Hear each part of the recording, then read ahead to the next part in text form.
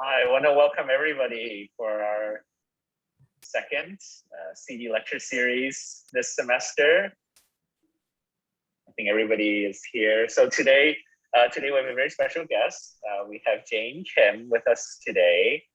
Jane graduated from Parsons from the CD program in 2014. And currently she is an innovation executive at Salesforce. And outside of her day-to-day job, she serves on the board of AIJ New York and chairs its mentorship program, which we had partnered to launch in 2018. And she's also serving as a mentor in the MIT Hacking Medicine program. And with that, I want to hand it over to Jane. Welcome back. Hey, thank you. Thanks for having me. It's so nice to see familiar faces. Thanks, Casper, for the intro. All right. How are we doing? Do we get video time with people? Anyone? No? Okay. All right. We have one person. Appreciate it. Okay. All right. So it's so nice to be here. Let me just adjust my controls. I don't know what's happening with the Zoom thing. All right. I'm super excited to be here today. I have a lot of love for Parsons and especially the communication design program. So thanks for having me. I thought a lot about what to title this talk, and where I landed is the navigator. All right, so let me present. Okay, so specifically about navigating your career journey during and after school. And hopefully some of the takeaways or the tips that I'll be sharing, it will be useful just kind of in your day-to-day life too. So it could be applicable in your broader life. So I'm hoping that you could take something away from this time together we have. All right. Yes. Hello, my name is Jane Kim. So I work at Salesforce right now in the innovation consulting team. So I'll talk a little bit about what that means because these could be loaded terms. So I'll give clarity in just a minute. But first, I'd like to start off by just sharing a little bit about my human side with you so you get to know me. I went from Michigan, the little one is me, to Korea, to Kentucky, and to New York City. Oops. And I've been here for 12 years. So I moved for Parsons and then I stayed. A little bit of the work side of me. I am a designer turned product manager turned innovation strategist. So what innovation strategy means is for me right now is that I'm part of a team called Ignite at Salesforce, which is a global design and innovation consulting team.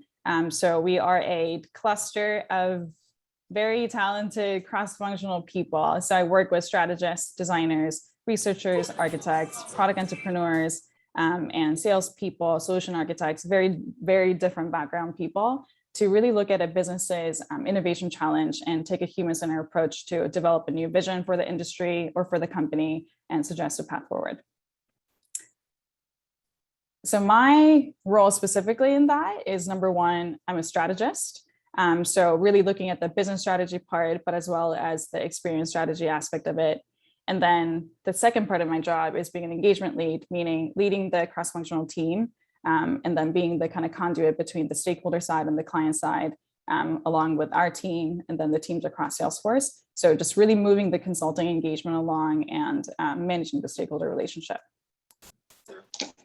If you are curious about what innovation consulting means, here's a little snapshot of it. This is not all we do or what other kind of innovation consultancies do, but this is one way of kind of looking at it in a linear way. So, going from define, discover phase to dare to do. So really looking at the unmet needs through research, user research, various types of secondary research, and then looking at how can we challenge the orthodoxies of a current business and what are the new ideas that we can come up with to really design a new industry or a new company, and then figuring out what are the best ways to move forward and coming up with beautiful concepts of new ideas. Okay, so journey since Parsons. Let's see, what I expected before graduation was something like this. I think I had a couple of ideas that I was toying around in terms of where I wanted to go. And then I figured, after I graduate, when I start to work in the real world. Maybe there will be some few other paths that emerge out of it. But the reality really was something like this. So post-graduation, the navigation that I had to do with just people relationships, choosing companies or choosing teams or navigating, the ins and outs of the business, and just figuring out, where should I go next? How do I get out of this? When I run into difficult challenges, what can I do to really get back on track and keep moving forward? So it's a spiral and cluster of many, many different paths and many, many different lines.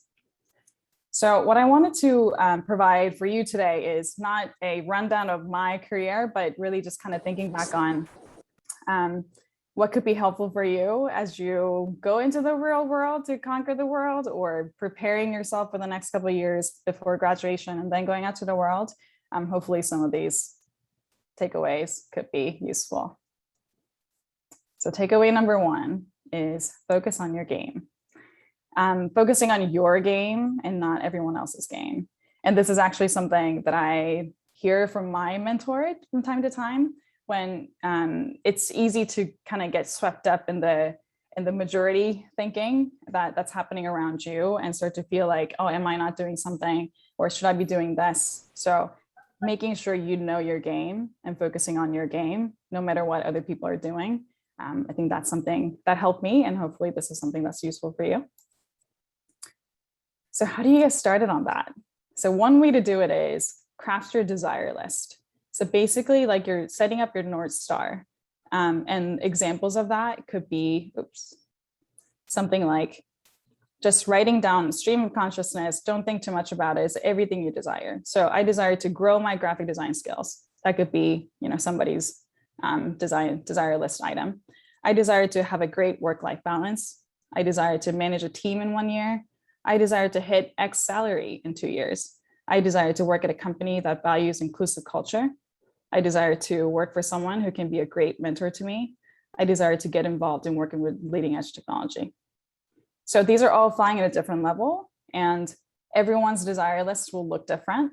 And these will also change depending on where you are in your kind of life journey and career journey or time of the year. And it is okay. Whatever you put down on that list, that is your list, and that should align with your value system and how you get fulfillment in life. So once you create that, hopefully, and I believe that it will be easier to combat fear of missing out and insecurities. So a real life example that I had to go through was when you're in a company and working for a while, and there will be a time when people leave your company or your team.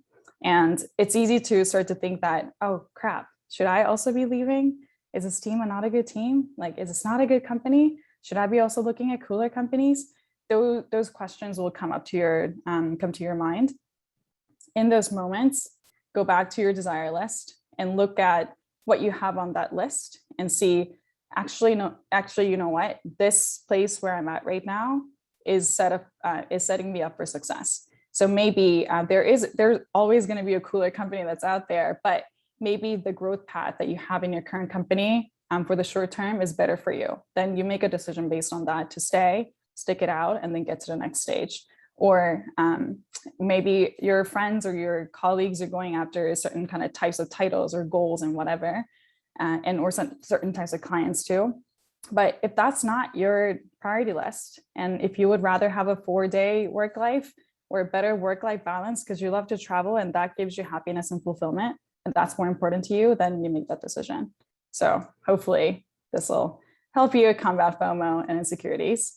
And then you can really assess your success based on your game.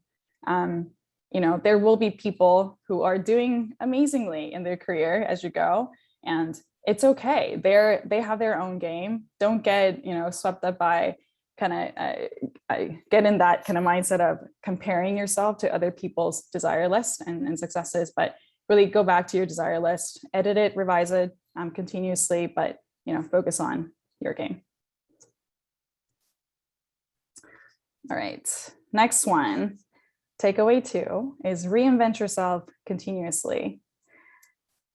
So a little bit about my kind of career path. I won't go into the details because that's not what's important here, but just in terms of all the pivots that I went through to the point that I'm at today.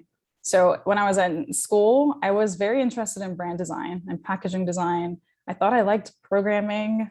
So I tried out some classes. I was very interested in honing my graphic design skills. So I interned at a packaging place and just various internships to find out what is a type of design that I really wanted to do.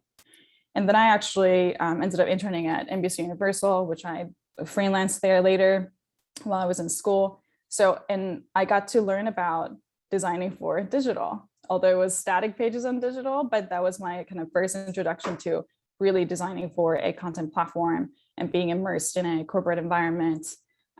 So I decided, and that's when I kind of realized my love for, you know what, I actually like building things for scale. I like corporations, I like companies. I want to kind of do more of this. So right out of school, I joined IBM Design to be a product, the visual designer and user experience designer on their product design team. And this is when I really started to kind of notice, wow, I do like using the analytical side of my brain to, and marrying that with the creative process to design a product at scale, applying design systems and things like that. That was like a big interest for me. And then I went into business strategy because I had a moment of epiphany where the type of design that I love, the reason why I love design is because it's a strategic problem solving and not necessarily the craft for me. So I decided to take a leap and join a partnerships team. From there, product management, and then from there, where I'm at now. What I'm trying to say here is that all these pivots, looking back at it, and even when I was going through the stages, they all add to the next phase and to the next phase. These pivots are, it's just a natural progression. And if you just focus on where you're getting to next and what are the learnings that you're layering on top of each other, you would move on to the next phase. And really, it's a journey of kind of becoming the best version of yourself that aligns with your value system, your desire list, and your fulfillment. So embrace, continuously learn, evolve continuously, because pivots are just a natural progression. Last one, takeaway number 3 is if you ever feel stuck in a rut, look up. And having a growth mindset, I believe that it will kind of push all of us along to the next phase, and it'll help you go far. And this was also a learning that I had to get years after graduation and just working through navigating my career journey. So there's this thing I love. If you're ever curious, just go to Google and search for a hero's journey. And you'll get a lot of graphics, a lot of illustrations that look something like this. Basically, at the top, the person, that's you. So you are the hero of your everyday life. And the gist of this is that right now, if you're in this normal world, this familiar world, you know everything, you're at the top of the world, like you know how to do everything around you, and you have the high competency to achieve whatever challenges that are coming at you. And then there will be a time when you get curious about something, or you get a little restless in your current situation and you want to do something else. You want to, experiment, try new things, and you would get a call to adventure. And then you meet a mentor, you learn new things, and then you say, you know what, I want to explore this. And that you'll hit a point where you're crossing a threshold of kind of going into the unknown world. And in that process, there will be a time when you're facing the rut. I call it because it's dramatic and I like it that way, but you could think of it as trials and failure or experiments where you're not really sure about how to get out of. So in these moments, and just right now, look back at a time when this happened to you. It's not just in your kind of work life, but also in your personal life, your people relationships, family life, whatever it is.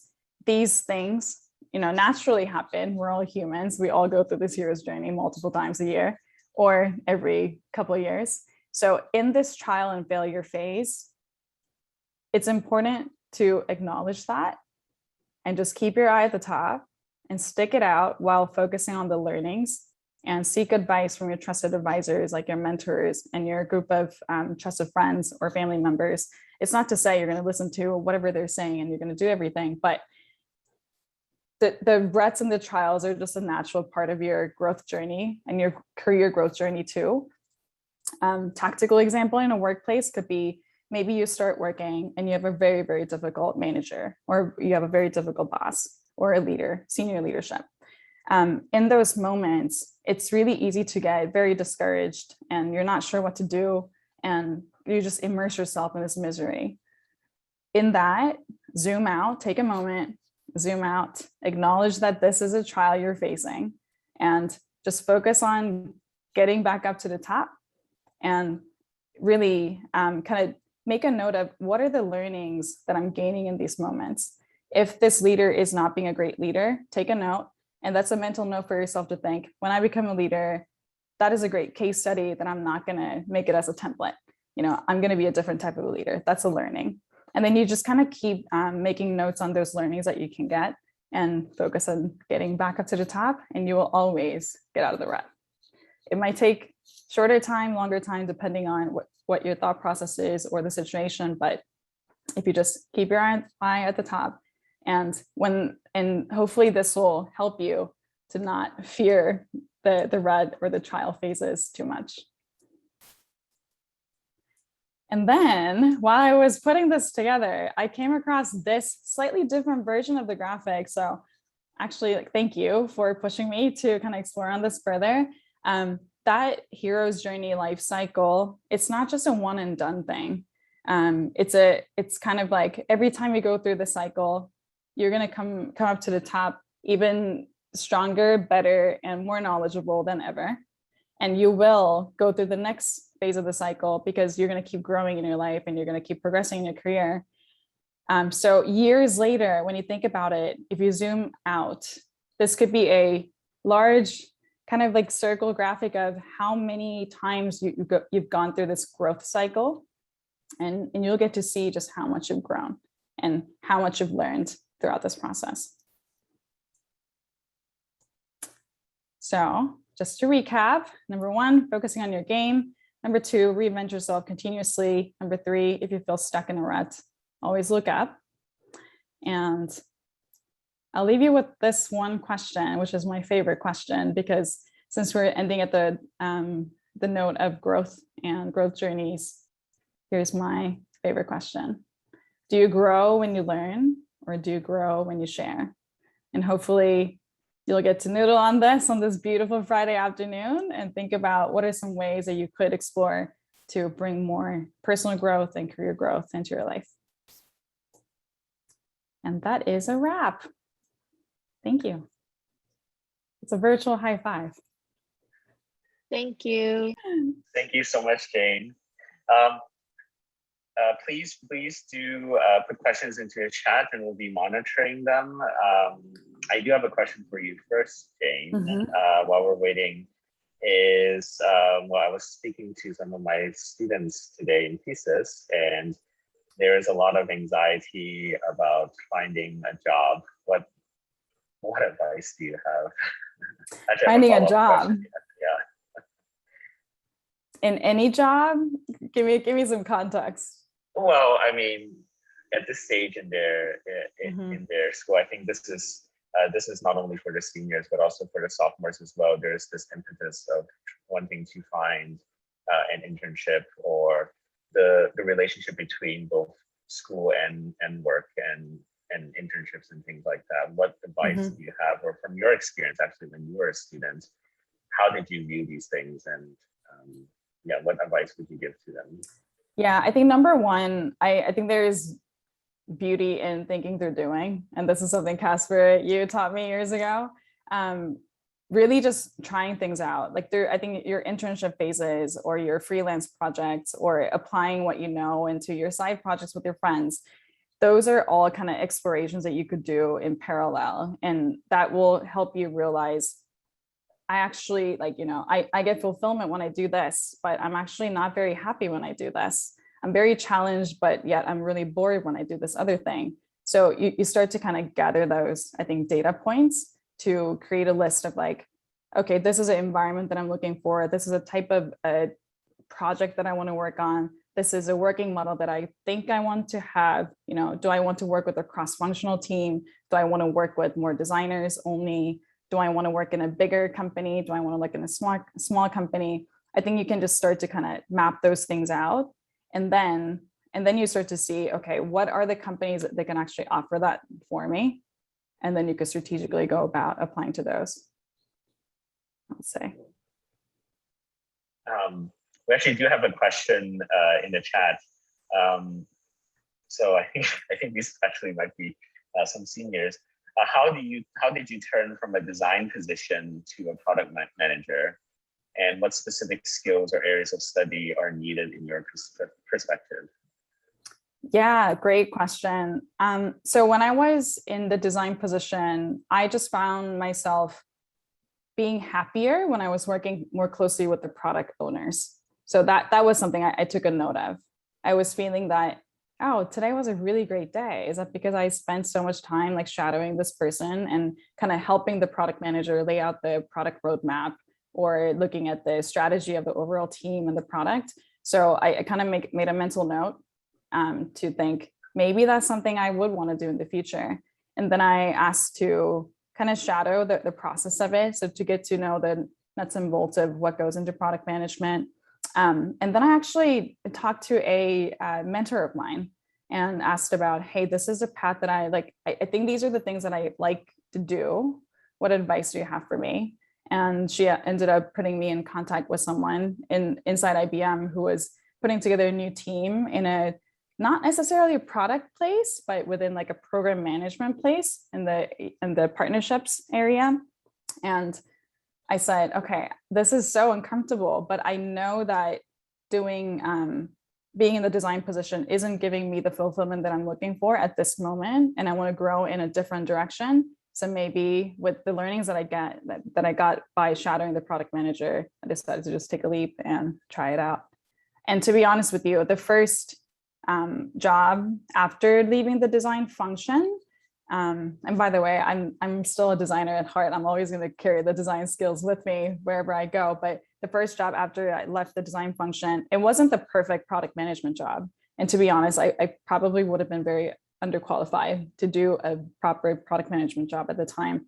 So I decided to just kind of trust the person that I was going to work for and took a leap and just directionally headed towards product management. So I took like a program management, more like business strategy role, and then grew into product management after. So I'm going to skip around. I'll come back to some questions in the chat. I'm going to skip around because you do mention mentorship a couple of times, and there's actually a question here related to mentors. And that is finding a mentor something that should be an active process, or should it be something that happens naturally? I'm going to add to this to say, can you define what a mentor is? Because I actually think that many people don't know what a mentor or mentorship is. Yeah, there are a few dimensions of, I think, when people say mentor, it could be kind of like 3 layers. Number 1, it could be a coach, and then number 2, mentor, and then number 3, like a sponsor figure. So it's important to understand the differences. I would say mentor is someone who really deeply cares about your long-term career growth and willing to help you, and also take interest in your personal life, in your people relationships, if you need support in that area, and really just kind of guides you through your personal growth as well as the career growth. And the mentor is usually not your direct manager in the work setting, because you need someone who you can actually talk to about all the issues that you're trying to resolve. And then coaches are more, I would say, short-term kind of coaching, specific actions, like how can you improve certain types of navigating certain meetings, or how can you improve certain types of skills, like that could be a more short-term coach. So that's a mentor. And then finding a mentor, I would say you could join a mentorship program to be matched with a mentor. But also I would say best mentorship relationships often comes out from like a natural conversation. So if you come across a leader that you admire, or someone who's doing something that you want to do months from now, years from now, just ask for a coffee chat and say, hey, these are the things that I'm really interested in doing, and I really admire how you've approached this. Can we get a coffee chat? I would like to ask you more questions. And then just, cultivate that personal relationship with the mentor, and you could expand that relationship as you go. We have a question here asking you, how do you keep up your personal design interests and practice while working in a strategy and product role? Yeah, I think there's plenty of ways to kind of keep it up. Number one, your job isn't your only world. So you could continue to have your personal projects outside, like side hustles.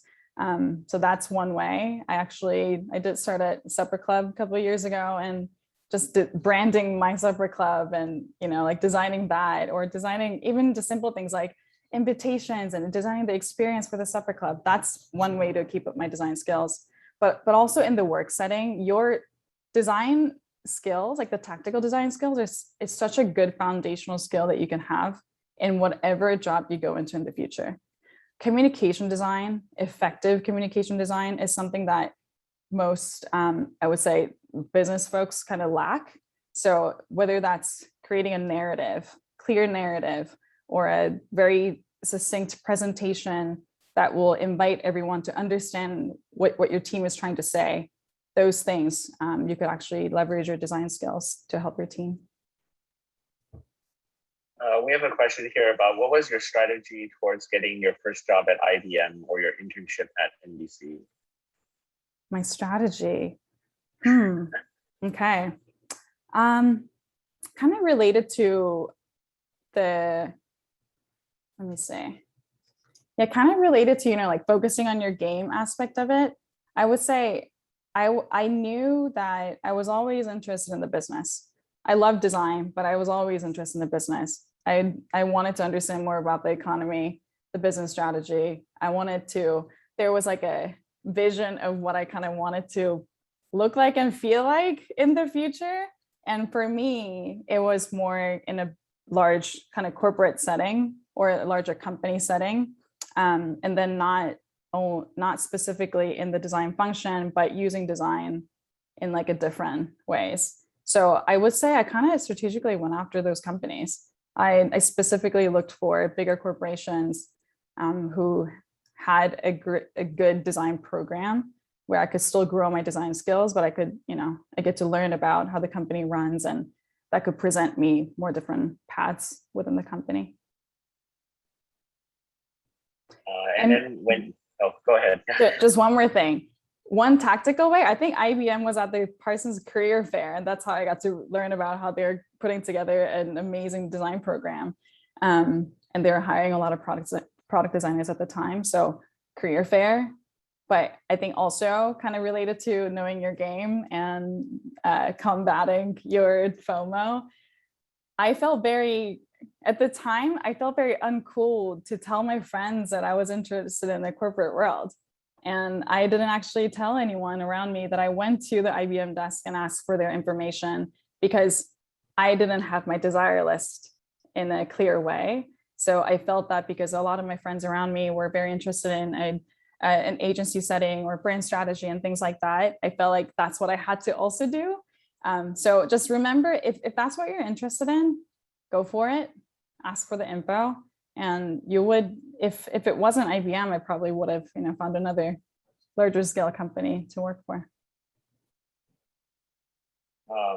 We have a question we are asking, when you found out that there was something about your current position that you didn't like, how did you know where to go from there?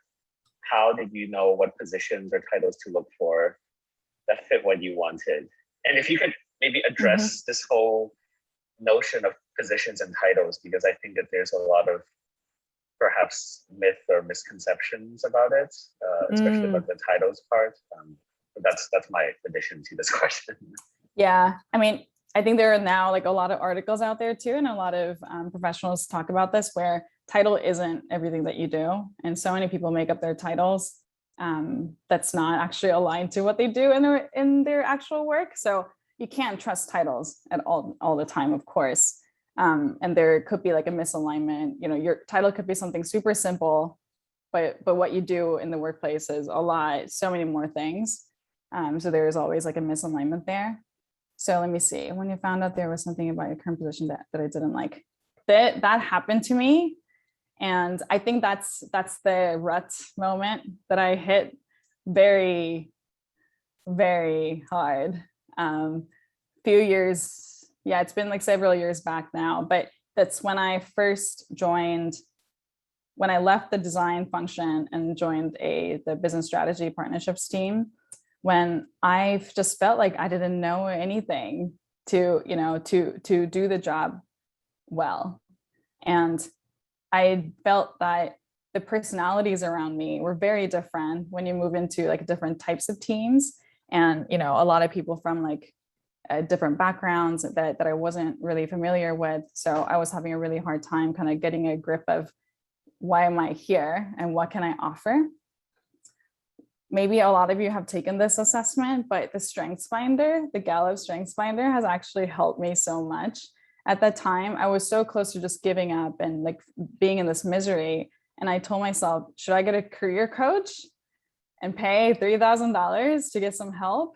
But then when I thought about it, all they do at the time, a little bit, the key part of what they do is asking you really good questions, right? To be like self-reflective and find out why you're feeling certain things and how you can move forward. And I thought, I'm a designer. Our job is asking strategic questions. I should be able to do this for myself. So what I had done was taking StrengthsFinder to kind of go deep into my natural strengths. And I took it very seriously. I read it like over and over and over again, 5 times on the subway, like highlighting all the things that resonated with me. And that somehow unlocked a new path for me. The next day when I went into work, the setting hasn't changed, but I was able to kind of focus on my strengths and then turn the situations around. So if you are stuck, that's something you could try. We also have a question here. The questions keep on coming, Jane. What's the difference between the role of a project manager versus a product manager? Yeah, very good question. Very different, I would say. So product managers, you're responsible for the strategic vision of the product. And you need to be in tune with what's happening in the world, the trends in the market. You need to have a sharp eye on how much business impact you can drive by launching this product. And you're going to be collaborating really closely with designers and then the engineers, very different types of engineers to get that built. So you are responsible for the direction, setting the roadmap and collaborating with the team, and then also figuring out what is the best way to actually kind of build this as you collaborate with the engineers, and then having a clear vision of the incremental value that you will drive by doing the sprint schedules and whatever to build a product. So the key thing is you're setting the product vision and you're responsible for the value the product brings. Project manager also works closely with the product manager, but they're more responsible for the day-to-day of operations. So making sure that everything's on track, having a clear vision, clear idea of where things are going, but more responsible for your day-to-day. And then jumping back to the idea about cultivating relationships, we have a question here about how do you continue to cultivate relationships with designers from other teams after having an initial coffee chat? After initial coffee chat, yeah. I get these questions a lot, actually. I think the coffee chats sound really easy, but it's not. So if you're having a hard time, like you're not alone. I think when you end the chat, you could say, hey, like, would you be down to do this in, like regularly, like maybe a monthly chat?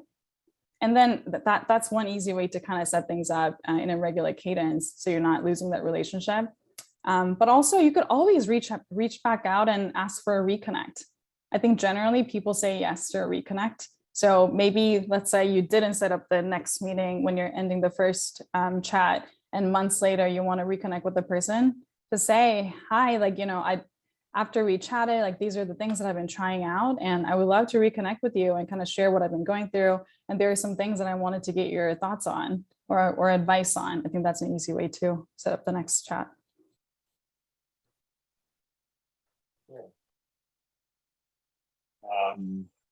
Are there any questions from the audience? Casper, I could jump in with a question, if I may. Oh, yes, please go ahead, Pascal. Hi, Jane. Welcome back. So good seeing you. So good to see you. First, thank you for your wonderful reflections. This was really, really interesting and exciting to see. And just for a moment, I would love to cycle back to thesis, because everyone in the audience is doing a thesis right now or will be doing a thesis in the future. And I remember your thesis very well, and I remember the process. And I would be curious now, years later, when you look at thesis, what do you think, how important is the work actually, or not important? And how important was the process? And is there any advice that you would give yourself if you look at it now? Yeah, yes, that thesis class was a lot of fun. Very difficult and challenging, but a lot of fun. I would say at the time when I was in the class, I think I thought that by having a great output of the thesis project, I was going to land my dream job. And I quickly realized that's not it. The learning really is in the process. And I would say it was very, very valuable. I think all the thought process that went into how do I connect information, even just like how do I connect information through APIs? How do I organize the content in one kind of view, and just the trials and like learnings going through multiple versions of what I was trying to create. And then just exploring different topic areas. I think that was very valuable. I still have all the assets from the thesis class. And sometimes I look back at it, the output itself, the UX is crazy. It's gnarly. It's just not what I would produce these days. But when I look back at it, I remember the thought processes that I did. And it was like a rapid training phase where you're forced to try so many different things in a short period of time. And I think sometimes when you push yourself like that, you actually get a lot of learnings out of it. So I would say it's very valuable, but I wouldn't be so, like, don't die on the sword of, is this the perfect looking output or not? Because you can still take the same project and go into your job interviews and talk through the thought process. That's so much more important than, the only just looking at the pretty final output anyway. So, yeah. Can I jump in with a question, Casper?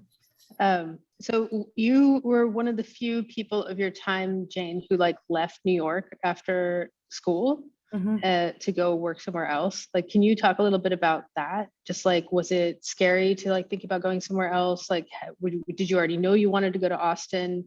What? Because I just think it's hard for people to conceptualize not just staying in New York. Yeah. So when IBM Design was first starting, just some context, their design headquarters was in Austin, and they weren't planning on opening up a studio in New York. So I actually accepted to moving to Austin and starting a job there. For me, I think it's, of course, more difficult when you have family members all in New York or closer by, because it's hard to leave.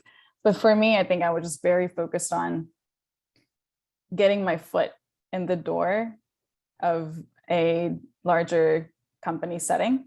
And that's kind of all I cared about. And I've always thought that you could always come back. There are always opportunities in New York. And if especially if it's a larger company, there's always going to be a team that's based in other places. So I think it's, don't limit yourself to New York. New York is an amazing place. I love New York, and this is my home. But it's okay to take a leap. And the people that I met in Austin and the different lifestyles and the experiences that they brought, I still cherish and remember. And they helped me realize very different and new things. And I think that makes me a stronger strategist today, because I understand different cities and states and people. So explore, and you can always come back to New York.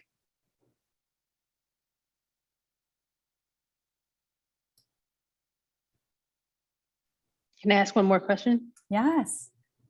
Which is, and though I don't know what the capacity is, it might be unanswerable, but like, what if you just don't know what you want? Like, how do you know when you make that list that it's actually your list, and that it's like, how can somebody actually know what's gonna, how do you make that list? I think that's why the stream of consciousness, like focusing on that, is important. Like, just take a pen and paper and don't even think, it's not you're not like writing down a job profile. It's okay if your only goal right now is making a ton of money. Write that down.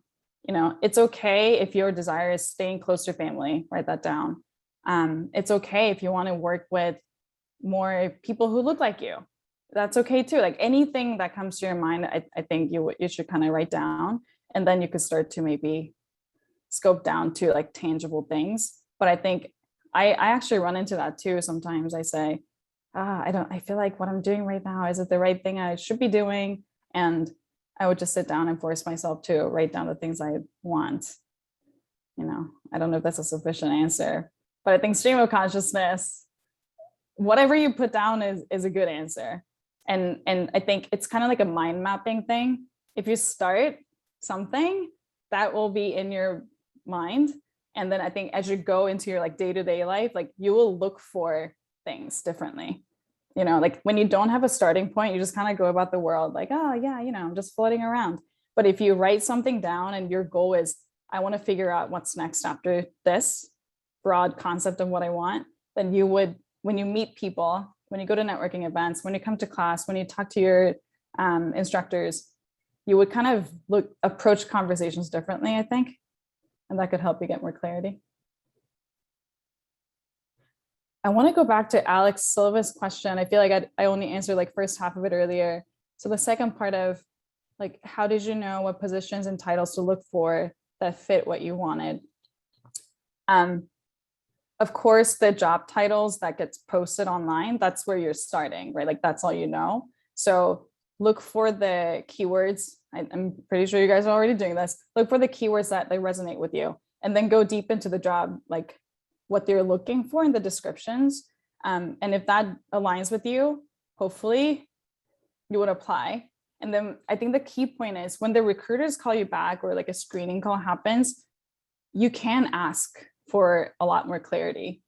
You can ask, like, hey, this position says it's a product designer. Can you tell me a little bit about the profile of the person that you're looking for? Is it actually, are they going to be,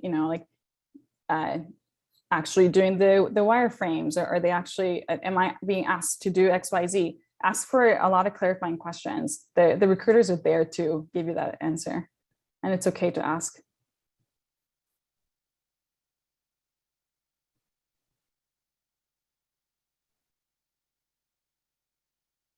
Well, I do have to say it's quite amazing to just remember you from core interaction. Oh man, and to see where you have ended up now. Yeah, it's such a privilege. I wanted to make sure that there weren't any other questions before we wrap up today. Yeah. Let me see. We have another question in response to the keywords on the job listing be fluff. How much of it is valuable? Can keywords on the job listing be fluff? How much of that is valuable?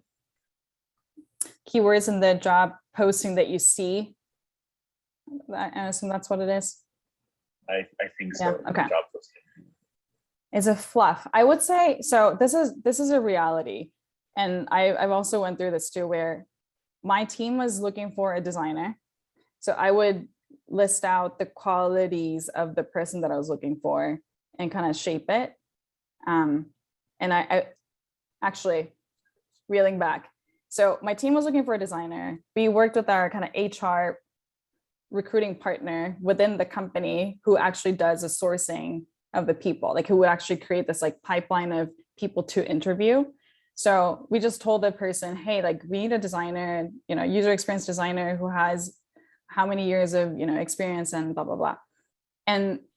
But the responses that we got was like, oh, this is just so misaligned with who we're really looking for. So always remember that, are they trying to, are they intentionally being fluffy? Probably not. But there's always a little bit of disconnect between the recruiters and the hiring manager and the team that you will be actually working with. Because it's just inevitable because they're slightly removed from the day-to-day work of the team. So is it fluff? Maybe. Is it intentionally fluff? Probably not. But those words that you're unclear about, ask the recruiter. And if the recruiter is unsure, it'll show, right? And then you could even ask for further clarity. Like maybe if it's a good recruiter, they'll go back to the hiring manager, get you more clarity and kind of adjust the wording and things like that. So after that, I would just always like craft the job description myself and then send it to the team so we can actually publish that, so we can actually get more accurate. But I would say not, it's difficult to do that every time the teams are removed.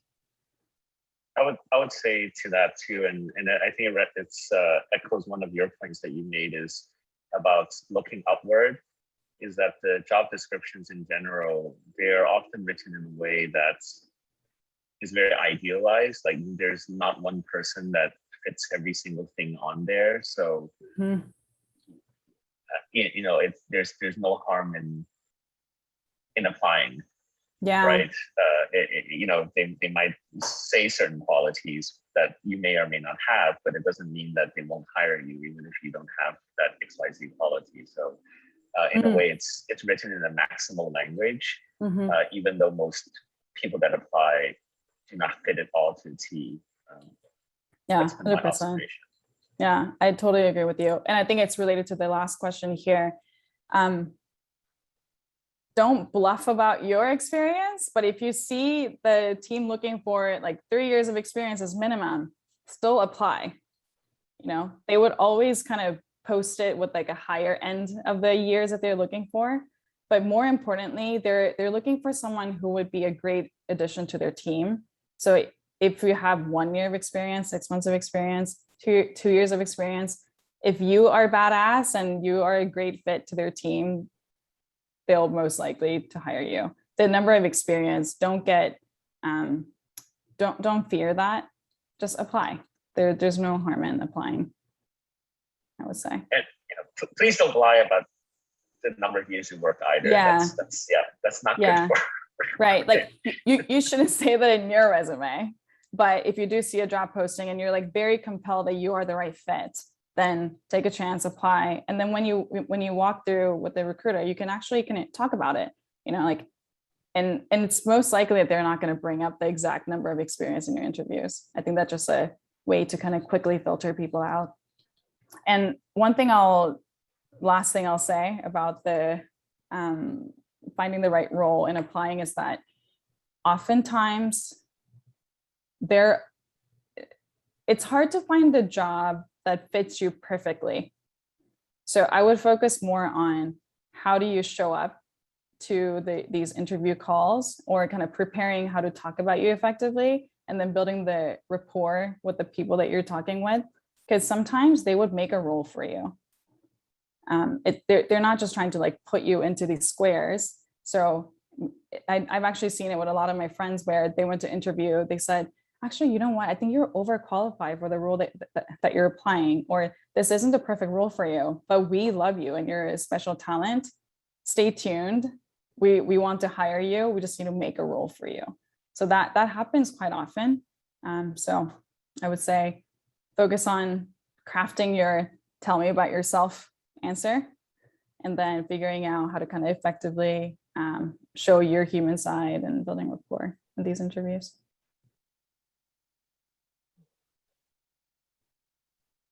Any other questions?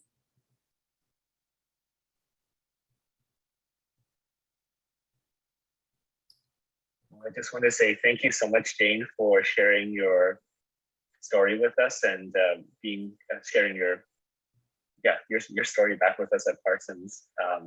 It's really great to have you back. And thank you everybody for asking these insightful questions. And please stay tuned for our next CD lecture series in 2 weeks. Looking forward to seeing all of them. Thank you. Thank you so much.